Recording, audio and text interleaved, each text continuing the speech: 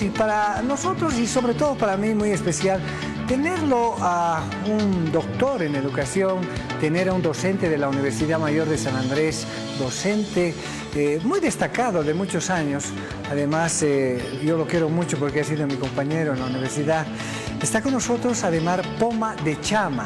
Además, muy buenos días, muchas gracias por estar acá en Televisión Universitaria. ¿Qué tal, Sandro? Qué gusto, como siempre, un placer estar contigo. Además, escúchame una cosa, yo sabía que eras Ademar Poma, pero yo no sabía que eras Ademar Poma de Chama.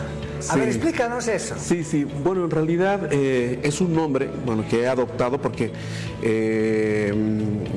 mi nombre completo es Ademar Marco Poma Chuquimia. Ya. Sin embargo, Chama es una comunidad que está en la provincia de Ingavi. Ajá. Entonces he recuperado, bueno, es mi nombre comercial, es mi nombre intelectual, lo he registrado en Senapi, Ademar Poma de Chama, ¿sí? De tal modo que yo pueda vincularme, por supuesto, con mis orígenes, ¿no? Mis raíces culturales. ¿Dónde es Chama? ¿Dónde queda Chama? Es una comunidad que está en la provincia de Ingavi, en el municipio de Jesús de Machaca. Allá, Sí, de Viacha, saliendo, el Alto Viacha está a una media hora. Ahora la carretera es asfaltada. Claro. En mi época, en mi niñez, bueno, todo eso era, tú sabes, de río, camino de tierra. Debe ser hermosísimo de niño llegar a la ciudad, volver a tu... Sí, por supuesto que sí. Bueno, evidentemente yo estudié acá, siempre en colegios fiscales, pero mis padres tenían la sana costumbre de que en vacaciones o en cualquier momento libre yo fuera a apoyar a mis abuelos en la labranza, en el cuidado de los animales. ¿En serio? Sí. Yo recuerdo que mi madre me decía, además, primer día de vacación, ¿no? Sí. Lunes, yo dije, voy a dormir. No, hijo, por favor, tienes tus obligaciones. Pero además, bueno, con el paso del tiempo es un profesor, doctor, un intelectual, un motivador, que lo he visto muchas veces. Bueno, también ha tenido ya una jerarquía intelectual, ¿no es cierto? Sí, la verdad que algo destaco de mi padre, que en paz descanse, él murió ya hace más de 20 años, me decía cada vez que yo iba a cumplir estas tareas con mis abuelos, me decía, Ademar, llévate un libro. Para el siguiente viaje, ¿qué libro estás leyendo? Sí, es lo que más recuerdo y heredo de esa visión de mi padre, ¿no? Él también tenía lo suyo, tenía su formación, pero siempre me recomendaba eso y lo veía, entonces uno aprende más del ejemplo. ¿Literatura leías o libros de texto? De todo, leía libros de química, física, también de literatura. Claro, yo recuerdo cuando yo estaba ahí chacoteando ahí atrás y además era un hombre muy serio, ¿no? Bueno, me agradaba, ¿no? Tú sabes que el conocimiento, el aprendizaje uno lo forma. Además, vinculado también a la educación, como profesor, ¿no? Sí, mi primera carrera fue la normal Simón Bolívar. Egresé, en 4 años, porque yo salí bachiller, como tú seguramente, el año 82. Sí. Recuerda que esa época estábamos cerrando la dictadura y se había la democracia. Hermano, yo he pasado por los milicos. Claro. Porque han hecho pasar por decreto. O sea que les tengo que agradecer porque es sin bachiller. Sí. Yo estudié en el colegio Ayacucho. Ah, sí. Y en el Ayacucho, sabes, ¿no?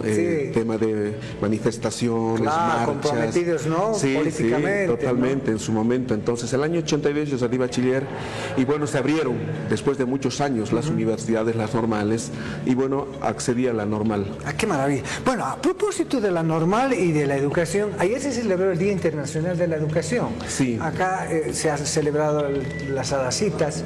Y bueno, ¿cómo estamos en educación?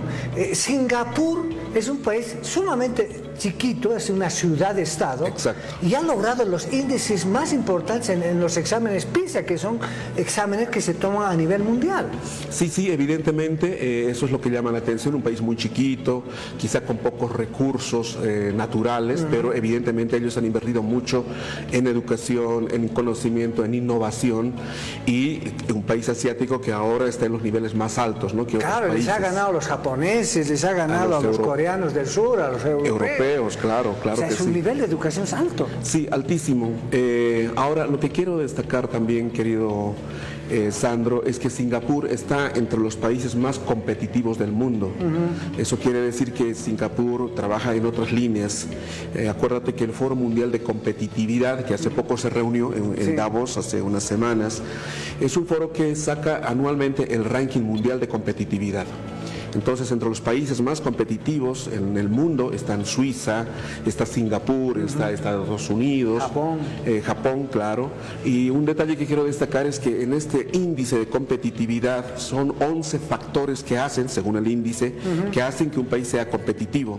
De esos 11 factores que son política macroeconómica, desarrollo de mercados financieros, de esos 11 factores, 3 están vinculados a educación.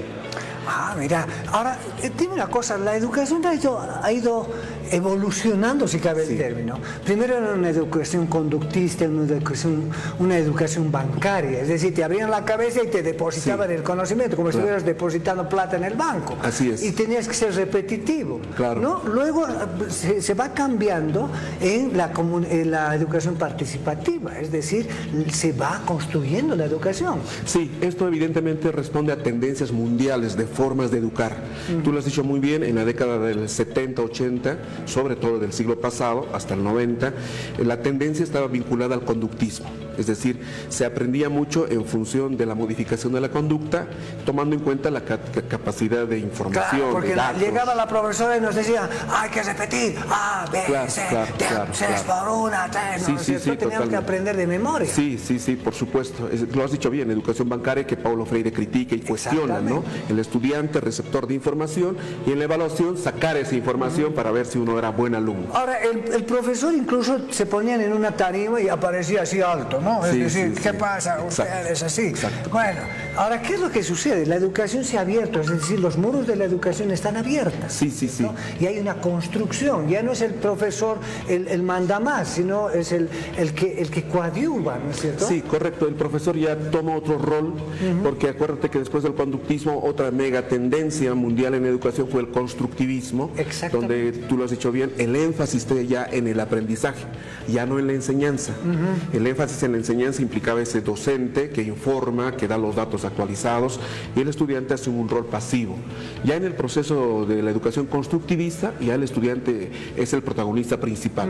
Y claro, ahí los espacios ya son más horizontales, más circulares, ya no tenemos esos pedestales, aunque en la vida real, si uno ve algunos colegios, todavía conservan estos aspectos vinculados a la organización del mobiliario, lo que se llama currículum implícito, ¿no? Lo que diría Foucault, las relaciones asimétricas del poder, ¿no? El rol del maestro, el rol de los estudiantes. Ahora, ese constructivismo está derivando a una situación más complicada porque ahora se mezclan las nuevas tecnologías. Es decir, los estudiantes con esto, el profesor está dando y ellos están volando, ya saben más que el profesor. Sí. Entre comillas, por supuesto. Sí, totalmente. Vivimos en tiempos de inteligencia artificial, de desarrollo notable de la tecnología. Acuérdate que la pandemia también ha hecho que esto se acelere, ¿no? Bastante. Entonces, evidentemente, este nuevo escenario requiere otro perfil de docente. Ya no el docente que informa, el docente que da las pautas, sino un docente catalizador, un docente animador sociocultural. Porque además, el docente deja de ser el vicario del conocimiento. Vicario es representante del conocimiento. ¿Por qué? Porque el estudiante ahora tiene otras fuentes de información. Claro. Entonces tiene un buen documental, un buen YouTube, digamos, mucha información. Entonces la pregunta es, ¿el profesor debe competir con esas otras fuentes de información? Y ahí aparece, desde mi punto de vista, una nueva versión del docente para estos tiempos. Pero ahora, aquí hay un problema muy grande que quisiera que lo develes. Claro. O sea, seguimos estas visiones constructivistas, de una visión de construcción constructivista, llegamos a las nuevas tecnologías, pero la educación parece que fuera un dogma al cual pertenece a un lineamiento ideológico que va a reproducir las estructuras de dominación. En el Estado plurinacional en algún momento se quiere romper con eso, por eso se va incorporando los saberes populares, se va incorporando otro tipo de cosas. Es decir, se educa para futuros consumistas hoy en día, se educa para que la gente sepa medianamente las cuestiones, pero no para razonar, para pensar, para criticar. ¿Cómo está ahora la educación? Sí, hay que reconocer, querido Sandro, que las reformas educativas en nuestro país y en el mundo han sido reformas que han acompañado también procesos sociopolíticos.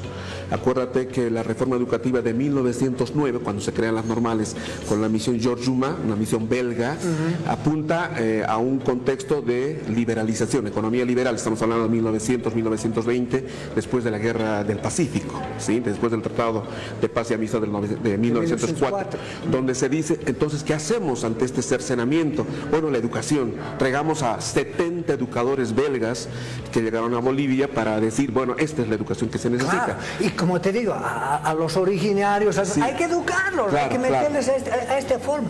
Desconocen su cultura, sus propias habilidades. Así es. Y es lo que plantea Franz Tamayo en sus artículos de 1912, claro, en ese contexto. En la creación de la pedagogía nacional. Que cuestiona esto que estamos diciendo. Pasan los años y aparece la reforma del año 53, el Código de la Educación, en un contexto de nacionalización. Otra vez la educación en el marco de esa transformación social. Pasan los años, 1994, neoliberalización, acuérdate, la capitalización, otro contexto económico y, claro, una reforma, la Ley 1565, que plantea otro conjunto de elementos. Claro. Pasa el tiempo, 2009, nueva Constitución, 2010, la Ley Avelino Signani, que está en vigencia. Y es lo que tú dices, recuperemos el saber, ancestral, sí, popular, lo dices muy bien, y tiene que ver también con la escuela Ayllu de Guarizata, de 1930, entonces se recupera aquello, porque la experiencia de Guarizata Ayllu tuvo 6 años solamente. El profesor Elizardo Pérez innovó para una educación rural, campesina, distinta, diferente. Después el profesor Elizardo fue asesor de la UNESCO, viajó mucho, pero bueno, todo eso es recuperado por la Ley Avelino Signani, que ahora está en vigencia. Ahora, ¿cuál es el horizonte que nos espera? Sí, yo creería, querido Sandro, la ley ya tiene ¿cuántos años? Acabo de decir, 2010 se promulga, se implementa el 2009, estamos en el 2024. Y hay una generación de estudiantes de la Ley Avelino Signani. ¿Cómo están estos chicos? ¿Aprendieron más? ¿Mejor?